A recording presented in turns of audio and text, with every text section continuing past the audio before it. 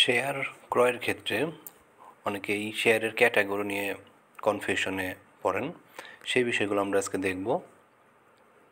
Share মার্কেটে category of share বা শেয়ারের বিভিন্ন শ্রেণী বোঝাতে এ, বি, জি, এন ইত্যাদি অক্ষর ব্যবহার করা হয়।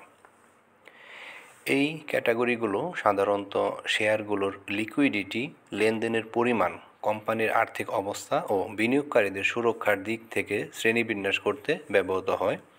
সাধারণ কিছু ক্যাটাগরির ব্যাখ্যা: এ ক্যাটাগরি সবচেয়ে ভালো ক্যাটাগরি।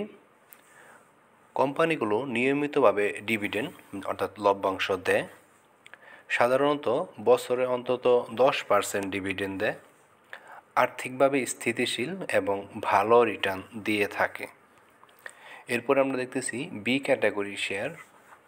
এই কোম্পানিগুলো মাঝে মাঝে ডিভিডেন্ড দেয় বা খুব কম দেয়, বছরে 10%-এর কম ডিভিডেন্ড দিয়ে থাকে, তুলনামূলকভাবে কম স্থিতিশীল।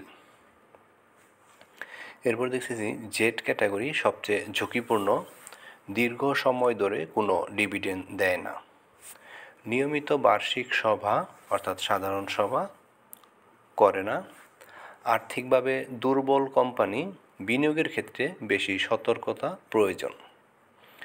এন ক্যাটাগরি, এই ক্যাটাগরিটা আমরা দেখতেছি নতুন তালিকাভুক্ত অর্থাৎ নিউলি লিস্টেড কোম্পানি, যেগুলো সদ্য শেয়ার বাজারে এসেছে তাদের এই ক্যাটাগরিতে রাখা হয়, পর্যবেক্ষণের অধীন থাকে এবং সময়ের সাথে সাথে অন্য ক্যাটাগরিতে স্থানান্তর হয়।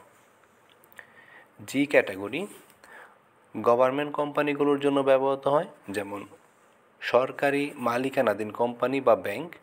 স্থিতিশীলতা থাকতে পারে তবে সবসময় লাভজনক নয়।